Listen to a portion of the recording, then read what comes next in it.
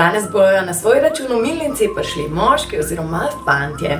Naredili bomo olje za brado oziroma brke.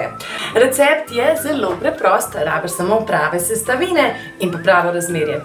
Svetujem ti, da uporabiš še kakšna čudovita naravna eterična olja ali pa dišave, da bo oljček res super dišal.